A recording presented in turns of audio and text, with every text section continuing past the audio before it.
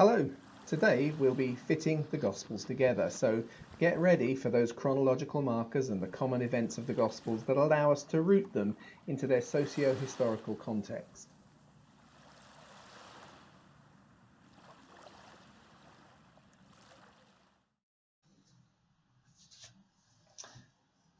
Hello and welcome back to Living the Life, the ministry years, and this session is 0.03 and it's about fitting the four Gospels together into a complete framework and a narrative. And so at the end of today's session, we're going to see, if you like, the start time period and the end time period, and we're going to see some structures in the middle which we can kind of anchor everything onto. So I'm going to start with some comments on John's Gospel. Although John's Gospel is the last one written, in many ways it's one of the easiest to kind of trace a chronological flow through, and that's very much because it uses the feasts as a framework. And we regularly find Jesus up in Jerusalem for Passover. It was Passover time, it's the Feast of Dedication, and so on. And so you can kind of get a very easy kind of chronological flow. But the problem with John's Gospel, which of course is not a problem, is once you understand the context into which it was written, is it's not a particularly complete gospel. It's a very powerful illustrative gospel theologically if you have already accepted the events that are contained within what we refer to as the synoptic gospels, the three that kind of carry the same perspective, which the early church tells us have grown out of, if you like, the authorized version, which was Matthew's Gospel. And so Matthew's Gospel has set a broad framework and a flow of events and so on. And then John's Gospel comes along, and at the time where the apostles are beginning to be executed, and suddenly the church realizes it's at the point where it is at danger at the loss of that apostolic testimony, a second, if you like, account is required, one that isn't supposed to replace, but is supposed to supplement what already exists. And John is commissioned to write it on their behalf, and then it's endorsed by those surviving apostles, which we know include Andrew, remember from previous sessions. And actually that fits very much what you find in the Gospel of John. A simple kind of way perhaps of illustrating it is the gap between chapters 5 and 6 of John's Gospel. So chapter 5 of John's Gospel is set at the feast, as it's referred to, which I think is probably Passover, but some argue could be Tabernacles. Either way, it's the beginning or the end of the summer in probably 31 AD. You then come to chapter 6, and chapter 6 starts, it's just before Passover, the year later. So however you cut it, you have a period that runs from sort of 6 months to nearly a year of gap between chapters 5 and chapter 6. And you find that kind of you find that sort of approach right the way through John's Gospel. You're having a lot of text covering a short period of time, but the actual incident sits here, and then the next time we kind of do that lot of information, it's that suddenly there's quite a big gap between them. So it's almost as if the writer of John's Gospel has assumed that people are already familiar with the broader flow, and that of course is the testimony of the early church, and it fits fine in that context. So John is very useful as an anchor into which we're going to fit the other Gospels, but it doesn't do the details, if that makes sense. You come through the other Gospels, and Luke, obviously, anyone who's read the beginning, he makes a claim to having set things down in order, and that's really useful to note. And you match that with the fact that when people try and produce a harmony, they always find that using Luke's Gospel is the one that kind of gives the easiest flow for kind of producing logical order. That's a big statement to make. It requires you to actually kind of have sat down and tried to do it to really kind of get a feel to it. So in one sense, I'm asking you to kind of accept my word for it as I've tried to do it. But Luke, as we're going to see, is a very good kind of starting point when we try to fit the details into John's Gospel. Matthew, on the other hand, which, as we've already touched on, the early church told us is kind of effectively the authorized version. That's my term for it. It's the one that all of the disciples were together on when it was being written, so they've all contributed, and that's part of what the apostolic doctrine was all about. And they produced a flow, but Matthew has written it in a very Jewish way, as a kind of a history of a rabbi, and as such, he's grouped things thematically. So he's produced a broad flow of events, but in terms of his agenda and his priority, that to produce, if you like, a discipleship manual has been his number one priority, rather than a kind of a chronological history.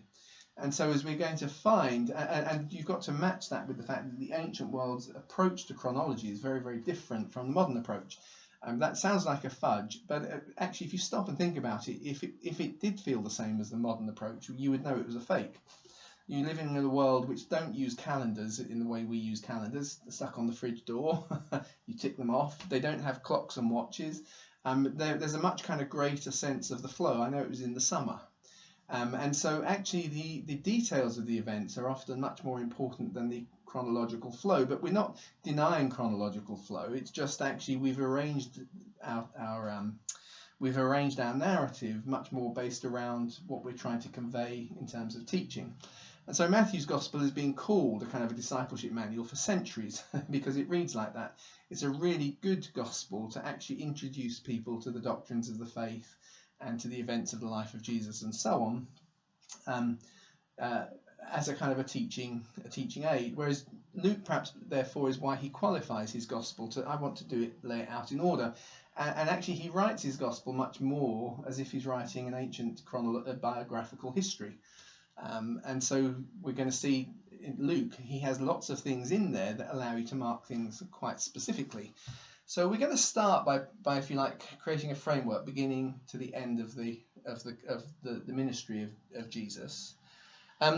In doing so, as we're going to go forward, this is a kind of an absolute classic for anybody who's going to do this kind of work, chronological aspects of the life of Christ. You can see my copy is rather old. I remember reading this years and years ago. And today, as we work through this, you'll actually find that I take different conclusions to Harold Hohner in his book here on quite a lot of issues.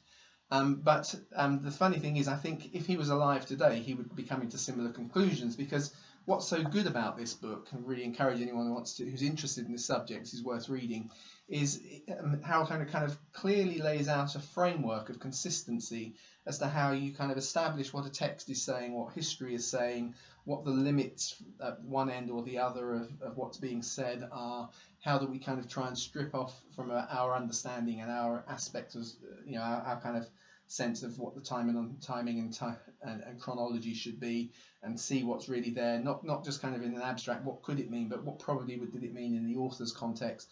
So all of that kind of stuff is really fantastic, and in many ways he shaped my approach to how to harmonize the Gospels. And as a broad flow, in terms of start, end, and basic flow, I still agree with him.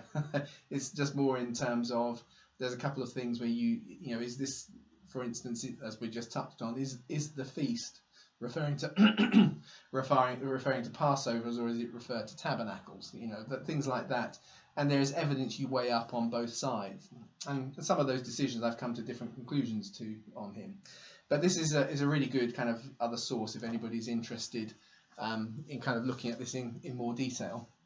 So we come back, as we said, to that key thing. So Luke is very helpful because as someone who's making a claim to want to put these things in order, he gives us lots of markers that allow us to tie dates down. And you fit that with John's Gospel, which gives us lots of feasts, which actually mean we get a very kind of clear sense of flow. And between the two of them, we can see some kind of clear things that mark out the beginning of Jesus' ministry and the end of Jesus' ministry. So you'll find in your notes, if you downloaded them, we've got to have a kind of a framework of key kind of chronological events that are addressed in the Gospels. So it starts, the ministry is, with the arrival of John the Baptist, and Luke's Gospel very kind of clearly and very helpfully tells us the 15th year of Tiberius. So the 15th year of Tiberius should be pretty unambiguous. It runs from the 19th of August up to the in 28 AD up to the 18th of August in 29 AD. I say it should be pretty ambiguous, but if you jump right to the other end of the Gospels, you have what we know, which is not actually written in the text of the New Testament, but the universal, and this is really important to note, is a universal testimony of the early church from its most ancient times, right the way back into the first century, is that they celebrate the resurrection on a Sunday and the crucifixion on a Friday. And so the fact that I'm going to refer to is that the early church is 100% universal. It's only modern scholarship that has argued about this. And the reason they argue about it is because they say, well, Jesus says he'll be he'll be dead for 3 days and 3 nights. So he must have been crucified on the Thursday, not on the Friday, you see. But equally, Jesus said he would rise on the 3rd day. So one of those two phrases must be a turn of phrase, which every language has. Every language has turns of phrase. When I say so-and-so is 6 feet under, you can go and measure it, and he probably isn't. He's probably 8 feet under. But we use the phrase in a certain way. It means something. So we have one of those two appears in those ways. And we can't just dismiss, if you like, the testimony that goes back so many centuries in the Orthodox Church, in the Coptic Church, in the Western Church. Every single Christian denomination has always known that the crucifixion happens on a Friday. Now, why did I mention that? It's because if the crucifixion happened on a Friday, it has to happen, the day of preparation is a Friday, and the official Jewish temple calendar has to be either 30 AD or 33 AD. So it's one of those two dates. But then we kind of get a little bit, that feeds back, because as you look at the length of period of time, the events we're going to fit in, you have a kind of a minimum really of 2.5 years. No, I don't think that's serious. I'm just saying, if you really wanted to squeeze it down in terms of what's covered, minimum of 2.5 years, more likely 3.5 years, some even go and stretch to 4.5. I mean, there are those that make it even longer, but they are really outliers. The kind of natural reading of the Gospels, you see a 3.5 to 4 year period of Jesus' ministry. I know I'm making statements without justifying at this stage. We'll see as we go through why I say those things. So if Jesus is in 33 AD, that's fine. Then actually 28 AD for the arrival of John the Baptist is perfect. But a lot of folks take the quote that Jesus makes in Luke of Jesus being about 30 years of age and say, oh no, that's too late, because we know Jesus was born before 0 AD. So we need to kind of squeeze things back a little bit, and so they kind of interpret what is the kind of plain clear reading of the 15th year of Tiberius. Luke, right the way through all of his Gospels and the book of Acts, always uses kind of Roman timings, with the exception of where he is doing the run-up, which is the temple calendar or the Galilean calendar, as we'll see if we... Well, we won't see it in the ministry years. If we do the Living the Last Week, we'll look at the nuances between those different Jewish calendars. But in every kind of historically measurable thing, Luke always uses Roman terminology, and the standard Roman terminology says the first year of Tiberius, 28 to 29, August 28 to August 29. So we have that kind of clear start, and I think that the logical explanation is 33 AD. I think that fits better with a number of other things, but that's not the point of this session. I'm going to use that as my two kind of start point and my end point. So the arrival, the beginnings of the Gospel start with the arrival of John the Baptist in 28 AD, and they're going to conclude in 33 AD with the crucifixion and the resurrection. So that's a kind of good start and end, if you like. And then we've got to kind of fit things into it. So there are a few kind of key moments where we get some kind of very specific reference to something we can lock in to how does it fit between those start and that end point. So, for instance, in John's Gospel, Jesus clears the temple. This is before, well, this is right at the beginning of Jesus' ministry. Jesus clears the temple. He clears it again at the end of his ministry, and some will say, oh, they're the same event, but they've been put in the wrong order. But if you look at the context, they're very, very different. That it actually makes total sense that Jesus would do things twice. Because the first time he's a total unknown. He's just a hothead from Galilee. And we know from the rabbinic writings that there are a lot of hotheads from Galilee, if I can put it that way. And therefore, the temple guard carry sticks. And we read about how when people would make trouble, because they didn't like the way in which the religious festival had been turned into a money-making festival, they would use those sticks to beat them around and kick them out of the temple. And so we read that in the rabbinic writings, and that's exactly what happens to Jesus at the beginning of his ministry, when he's an unknown. And he turns over the money tables and he gets kicked out. Now, at the end of his life, at the end of his ministry, it's very different. He comes in and he's got the crowds with him, so they can't do that in the same way. So it's a very different context. But the thing that's interesting is when he gets kicked out, there's a conversation which only appears in John's Gospel, because this event only appears in John's Gospel, where Jesus talks about destroying the temple and he would raise it again in 3 days. And his enemies hear that. Now that's important because at the end of the Gospels, when Jesus is being tried, witnesses come forward who remember him saying it. And actually, when did he say that? He said it 3.5 to 4 years ago, and when he was first kicked out. So there's a kind of an interesting little chronological tie in there. But anyway, at that point where they chuck him out, which probably means they knocked him around with their sticks, their clubs, which the temple guard used for kind of local hotheads. The statement is made that this temple has stood for 46 years, or this sanctuary has stood for 46 years. Well, remember, this is the temple that was restored under Ezra's guidance and Nehemiah's, and it stood for a long time. It's been damaged and it's been burnt, but the temple itself has stood for hundreds of years. But the outer courts and the court of the Gentiles was a part of a building work of Herod the Great, and so that 46 years becomes actually a very kind of key chronological marker. The natural reading of it is that this is happening in 31 AD. Well, in 30 AD. Well, that again fits very nicely with if John the Baptist has arrived in 28 to 29, and Jesus has been baptized during that period, and now 30 AD, Jesus is clearing the temple. Again, there's a little bit of ambiguity because some people want to drag things back. I always want to kind of acknowledge them sensibly because I don't take my position from an ideological point of view. I take it because for me it makes the best logical, historical, and textual sense, if I can put it that way. So I don't have some ideological, I can never change my mind on this. So I want to kind of acknowledge the historic thinking, which is often still the predominant thinking because it's existed for so long, which was, well, it all happened before. And the way they do that is they say, well, the first kind of year and a half, actually there was a kind of a period of something like a year and a half before where Herod was kind of just tidying up the damage to the previous temple before he started his new building work. So let's include that, and let's not make it a year and a half, let's make it more like 3 years. And so if that was included, then we can drag this 46 years back to an earlier anchor point, see. So again, it's doable, and there's nothing wrong in one sense with that. If that was the only consideration, you could say that might be legitimate.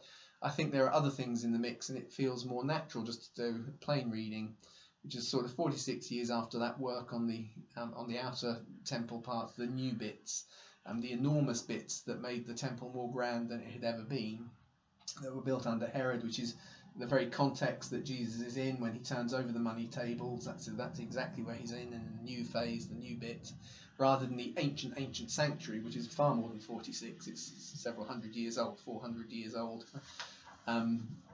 So that's the so if that's the case, we have this marker here now from John's Gospel, which kind of creates a nice flow. So 28 to 29 now, in 30 Jesus is turning over the money table. There's a bit of a gap because we've got the wedding in Cana and so on, but a little bit later than that, we hear Jesus in Samaria, and when he's passing through Samaria, he talks about it being 4 months to harvest. Now there is no kind of, if you like, euphemism or saying 4 months to harvest, and harvest actually is 6 months time. From fastest planting to reaping is 6 months. So 4 months to harvest does feel like it's a kind of a statement of the date, in which case actually what you get is that the incidence is therefore in Samaria happening in early June. So in April Jesus is down there at Passover turning over the money tables. In June he's passing through Samaria, so you've got kind of a flow of the chronology and so on. And then there's a little bit of a gap until we hit the next kind of incident in Jesus' ministry, which has a kind of clear kind of chronological marker to it, and which we read about in Luke 6, which is the rubbing of the grain in their hands. And straight away there's an obvious sense of it being kind of late spring, heading towards early summer. But very particularly, Luke's Gospel refers to this Sabbath. It's the Sabbath. He says he calls it the the second first Sabbath. The Greek is the deuteroproton, and it's a really unusual phrase. When I say it's unusual, it's absolutely unique to Luke. It doesn't just not appear anywhere else in the Gospels. It doesn't appear anywhere else in Greek literature, which of course means people say, oh, that's a bit confusing. And then to make things worse, obviously some early manuscripts didn't know what it meant either, so they just got rid of it. So they threw the phrase away. But we do have testimony from the early church. It's around the 4th century, beginning of the 4th century. Epiphanes is the first person to mention it, who's the who is the bishop of Salamis, I think it is, and he tells us that it's a reference to the Sabbath count that happens after Pentecost. After Passover, and counts you towards Pentecost. If you remember, Pentecost 50 days, you count those 50 days, 7 weeks of 7 days, 49, and then the day after is the 50th day, and you start counting those Sabbaths after the wave offering has been made in the temple. And the wave offering offers the first fruits to the Lord, and so once they've been offered, now people can glean in the field. You can start to think about harvest time. And so he tells us that the second, in that second first, is a reference to the second day of Passover, the second day of unleavened bread, not Passover, the second day of unleavened bread, which happens within the overall feast of Passover. And the second day of unleavened bread, where the wave offering is made, that's the second. And then the first Sabbath after that is the first Sabbath in the count towards Pentecost. So it all makes logical sense. And as I say, it's the earliest reference. There's an Egyptian guy as well, just trying to remember his name. I think I've got it jotted down. What's his name? Oh, Pelusium of Egypt, about just under 100 years later, confirms the same understanding. So actually that allows us to kind of say with some sort of confidence, well, that particular Saturday then would be the 28th of April in 31 AD. Now, of course, some modern scholarship says, well, no, that's a problem because Jesus is obviously not in Jerusalem. He seems to be up in Galilee. Well, they say seems to be. I don't know where they get that from. It's just an opinion, I think. It's just that Luke hasn't said he's gone down to Passover. That's the only thing. It just says he's in the grain fields. And you've got to then match that with the fact that Matthew's Gospel says that at the same time that the disciples were rubbing grain in the grain fields was when John the Baptist's disciples come and find Jesus. And you've got to remember that John the Baptist is being put in prison in the fortress of Machaerus, which is in the southern part of Judea. It's actually in Perea, it's just across the Jordan. But it's down there much closer to Jerusalem. Several days, 5 or 6 days to try and find Jesus up around Galilee somewhere. Whereas it's just maybe a day to find him and then a day to go back. If he's near Jerusalem. So actually Matthew's testimony would kind of confirm the idea that Jesus is down for it's the gap between Passover and Pentecost, which of course does mean that in terms of our timeline as we're kind of building it up, we can probably therefore put in the feast that was referred to in John 5 as being the Passover feast that is in reference just before the 28th. So probably around, I think it's around the 25th would be Passover that week. And it probably just seems that Jesus is staying outside of Jerusalem, which wouldn't be at all surprising. Most pilgrims did. He's staying outside of Jerusalem, which means that they would be coming backwards and forwards, therefore in and out of the grain fields surrounding Jerusalem. And it puts the event nicely there. So then there's a bit more of a gap, and it's kind of I say the next chronologically kind of anchored event would be the feeding of the 5,000. Which again we know that this happens around springtime because Mark tells us the grass is green, so definitely in spring before summer hits. And then John says of the feeding of the 5,000 it's just before Passover. Passover was close by, it was coming. So that would be Passover in 32 AD. So we're getting a nice kind of a layout, so through 31 into 32. You kind of move forward, you get kind of references to the Feast of Tabernacles in John's Gospel and the Feast of Dedication in John's Gospel in 32 AD. So, again, we can kind of lock those things in. And then, as I said, we come then to that last one. If it happens on a day when Friday is the day of preparation, and there's an interesting kind of unintended confirmation in the book of Acts with the date of 33 AD. Because when Peter is describing the events on the day of Pentecost, he refers to the prophecy from Joel, talks about the blood moon in the sky, the moon turns red, And then he says, in all of this, there's signs on the earth because there's been an earthquake. He says there was a blood moon, because it was only in the 80s when the mathematics and astronomy of predicting a blood moon was done, which has proved so far to be 100% accurate for any date that can be identified in history where a blood moon happened. It tells us that actually there was a blood moon over Jerusalem on Friday night of the Passover in 33 AD, which is quite a remarkable coincidence if it is just a coincidence. That Peter should actually refer to that on the day of Pentecost and say, you all know that. And we now know it actually did happen. It's just one of those kind of little things. So we kind of got those events, which you can find in your notes. I've dropped my sheet, so I won't bother picking it up. That kind of just give us a kind of a rough locking in framework for how we're going to understand. It runs from 28 AD to 33 AD. And here are some moments where we can say something about the date and we can kind of tie it in a bit more solidly. So once we've got that in place, the next thing is then to kind of now say, how do we distribute the events of the gospel within that framework? And as I say, because it's difficult to kind of do everything from memory, so I've got some notes on some bits of paper. Actually, on the very first session, we suggest you downloaded them from, this was taken from the manuals I produced some time back. We produced a table of kind of key events. When I say key events, they're events that people, oh yeah, I remember that event. And we kind of grouped them into order, and we kind of highlighted which gospels they're covered in, and we gave them some dates and so on. So if you downloaded that, you may want to kind of get it out and quickly look at it again. Really just wanted to get you familiar with the idea of using the notes as you download them. But what kind of is also interesting in today's notes, if you want to get those, if I just find them, is we produced a couple of simple kind of table charts, which are very helpful when you are going through this process of trying to create an order for how did the Gospels appear.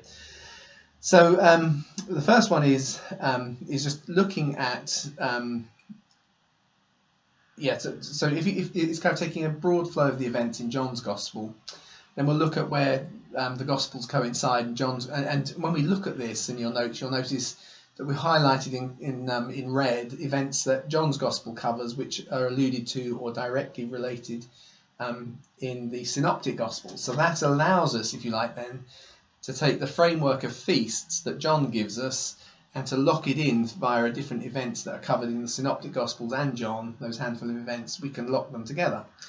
So if I just kind of run through those, obviously start with John the Baptist. All of the Gospels start with John the Baptist. So that's common to all of them, where obviously in John's Gospel he then gathers some disciples, they go to a wedding in Cana. Then we read about him clearing the temple, which we just touched on. And then we read about Jesus ministering in Samaria, and then he comes into Galilee. And that's the next point after the references to John the Baptist ministry, where we get coincidence again now with the Synoptic Gospels. So then we move on and we read about there's a feast in Jerusalem and there's the healing at Bethesda at that point. Then we read about the feeding of the 5,000. Oh, well, that's good, because the feeding of the 5,000 appears in all four Gospels.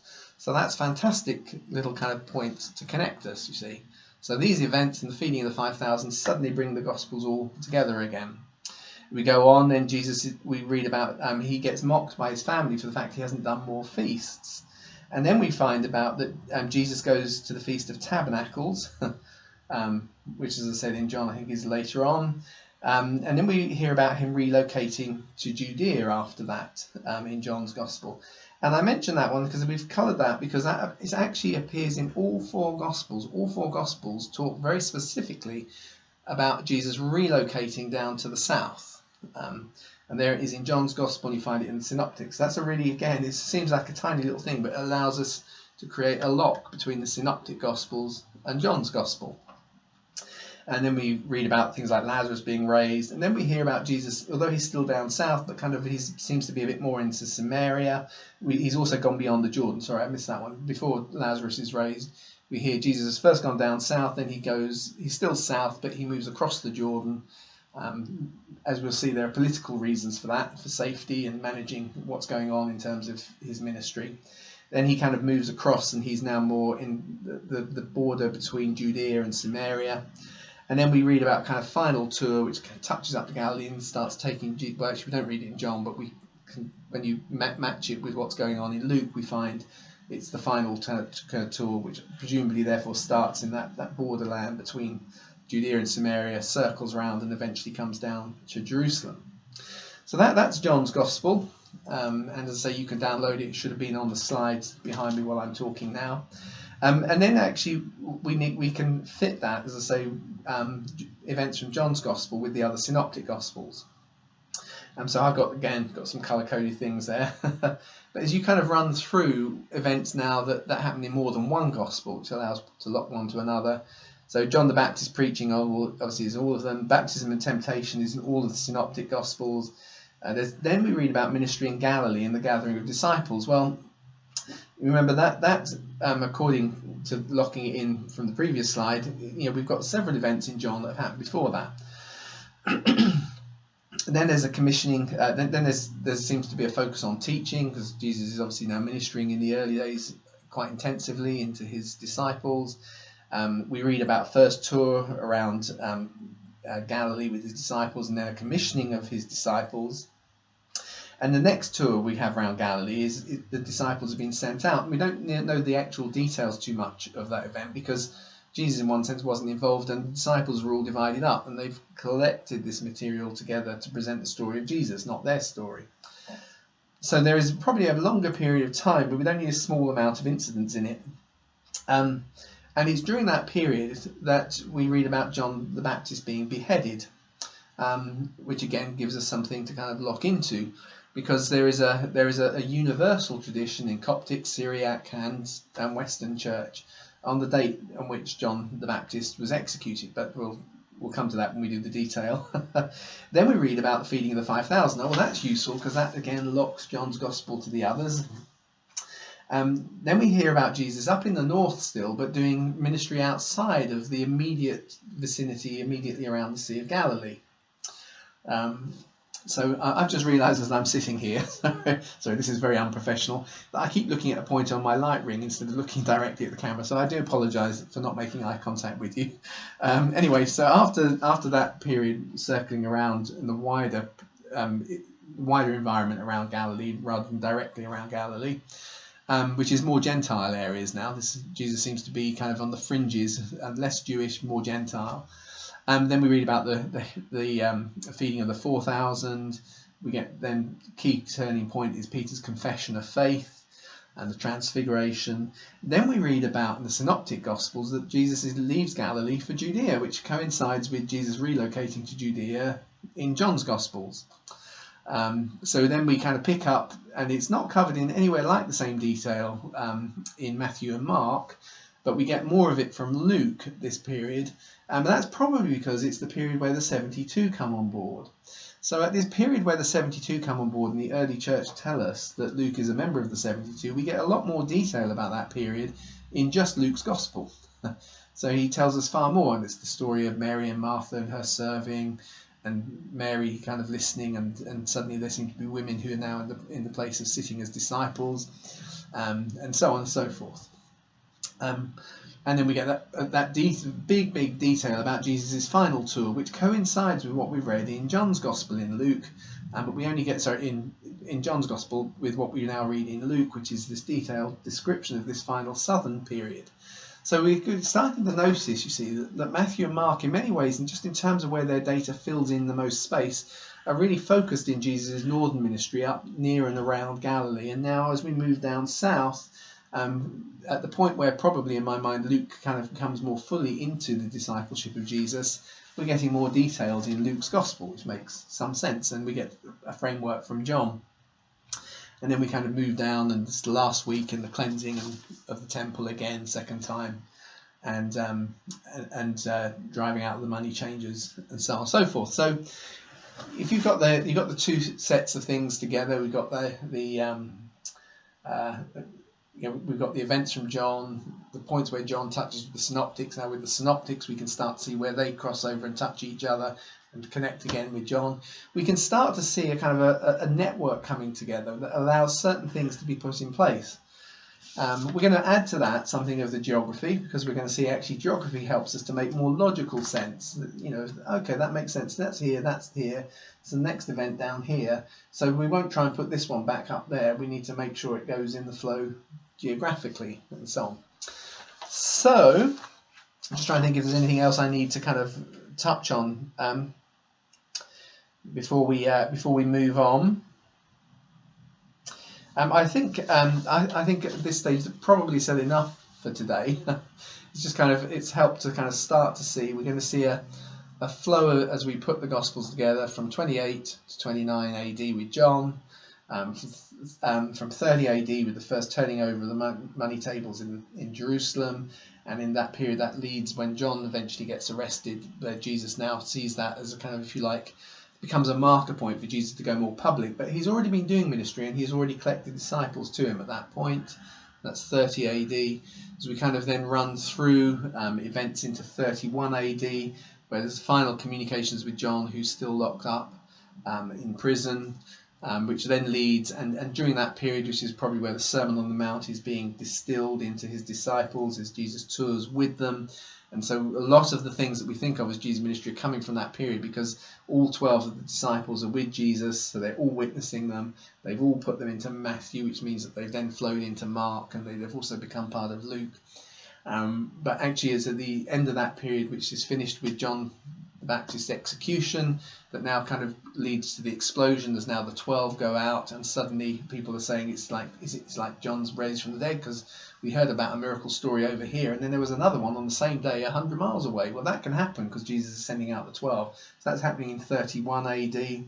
At some point at the end of 31, things have got so massive and so manic, as we're going to see up in the north, that Jesus deliberately relocates, and there's been a statement about, you haven't done much at the feasts up to now, which probably means Jesus has gone. And we get that, in fact, from the narratives, the Gospels. Jesus seems to be in Jerusalem, but he's not dominating the feasts. Now Jesus goes down, and actually almost every major feast in the final year of his life, Jesus kind of fully owns it. He fully owns the Feast of Tabernacles, 3 pilgrim feasts. Feast of Tabernacles he fully owns with the sermon of the water of life and the light of the world sermon that he preaches at that festival. He fully owns Passover by the crucifixion and the resurrection. And of course he fully owns Pentecost, because the Holy Spirit is then poured out in that final year. So suddenly at that point, just after, well, you haven't done much at the feasts, we find Jesus going down and put those events into place. So hopefully, particularly when you've got the notes with you and you can start to put those, transfer them into your Bibles and put some information in there, it's given a good feel for how we can kind of fit the Gospels together, and the approach that I've tried to use as we build this much more detailed narrative going forwards. So in the next session, we will actually, for the first time, this is terrible, isn't it? First time we will actually open our Bibles and start doing verse by verse. So in that will be the first 1 point something or other, well, 1.1, 1.01. So look forward to you joining me then. They should all be much shorter than these preparation ones, because we're going to just focus on a few verses at a time and build up the whole story of Jesus, using every word from every gospel, and just doing a few verses at a time and expounding them, giving their theological context, their prophetic context, their social context, and the historical context, and creating what I think is a really exciting story. So I will see you at the next one. It's been good to be with you. Okay.